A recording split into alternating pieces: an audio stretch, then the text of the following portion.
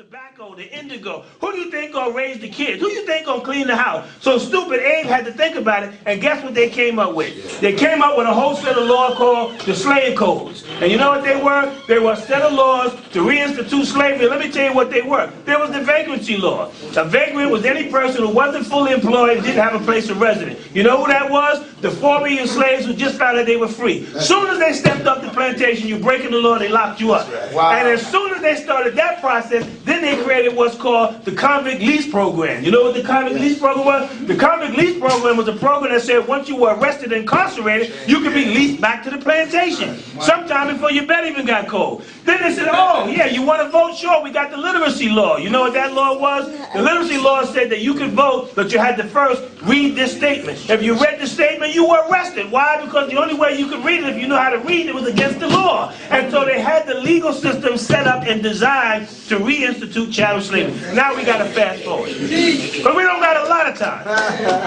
But what I will tell you, even today, they got this drug-free zone. Let me tell you why the drug-free zone is a joke. Drug-free zone said if you get caught with drugs, either in your possession, sale, or distribution in a drug-free zone, which is 500 feet from a school, that you are required to get the maximum penalty. Well, guess what? Anywhere you go, it's 500 or 1,000 feet from a school, which means we automatically going to get the maximum. That's when they come up with the mandatory minimums, which say, well then, if in fact you get arrested with a certain amount of drugs, I got to give you 15 to life. You know why?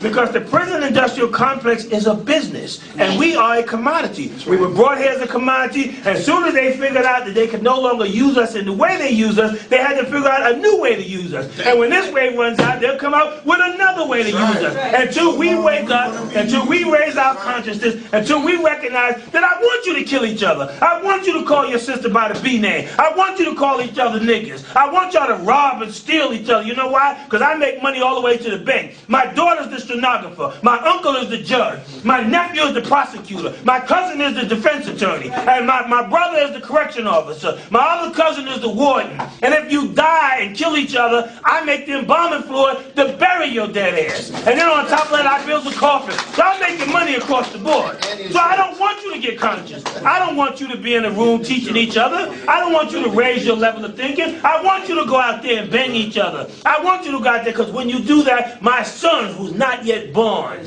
can have an education at Harvard. I can buy that yacht that I always wanted.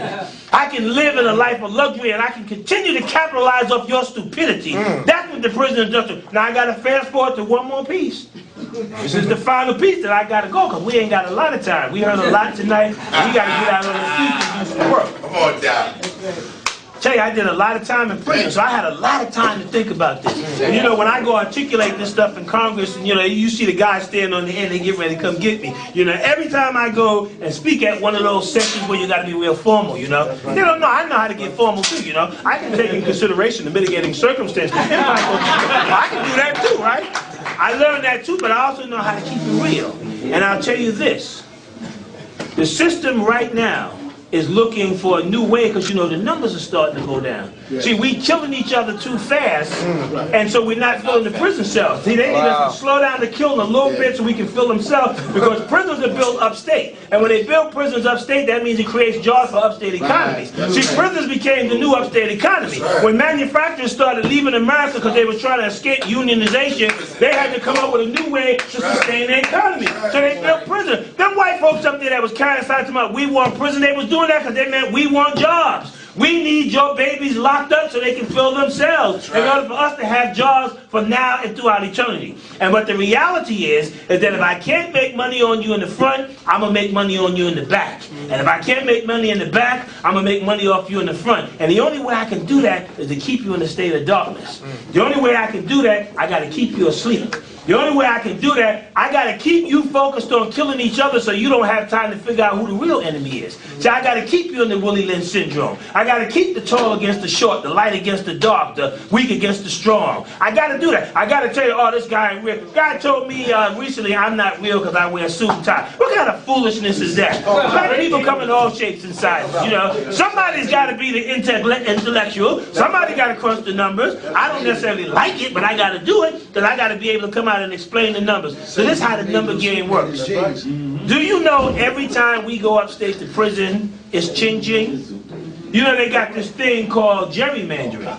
Gerrymandering means when you get locked up, they send you 100 and something miles away, 200, 300 miles away. What that means, all the money that comes from your hood goes upstate. Right. So every time they do the census count, they have to count you in that county as if you're a resident of that county. Right. When they do that, they say we have an exploding population and we need more money to build more hospitals, schools, and roads, which those folks is never going to use. Right. And the fact of the matter is that the person who's going to make it responsible for them to secure that money is going to be the elected official up there who's representing the interests of his real constituency, which ain't you. Why? Because you locked up and you can't vote. But we don't recognize that, so we continue to feed into our own self-destruction. We continue to feed into our own demise. And we think we doing something, but the only thing we doing is we dancing to the tune. And so there's some white folks sitting back in a place that they call Silicon Valley, and they right there computerizing, and they figuring out the next way that they can use us as consumers. I tell you, y'all killing each other a little bit too fast, and themselves is starting to be empty. And they don't like an empty cell. So they figured out new ways. For those guys who stand on the corner slinging jokes about somebody told them drop the dime on you, might have dropped a dime on you.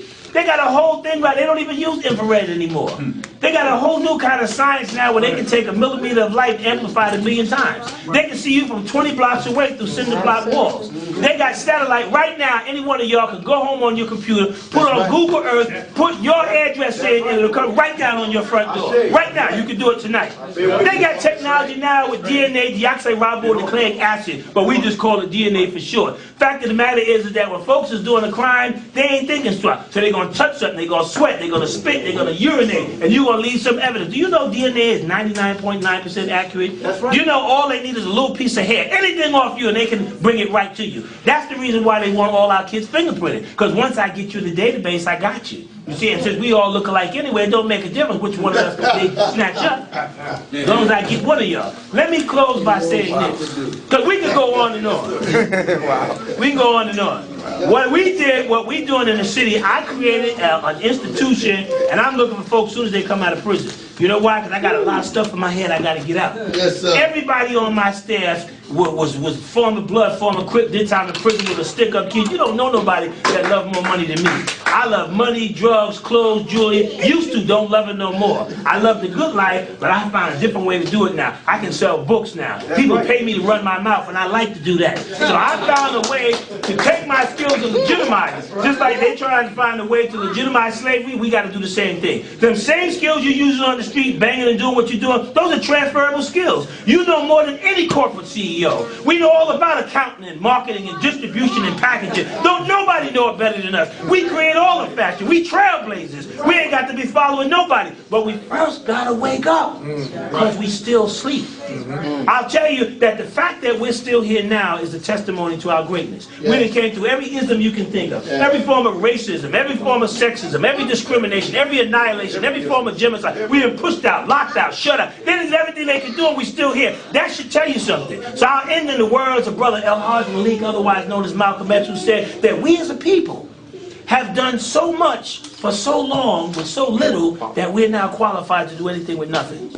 So always shoot for the moon, because even if you miss, you'll still be amongst the stars. Thank you.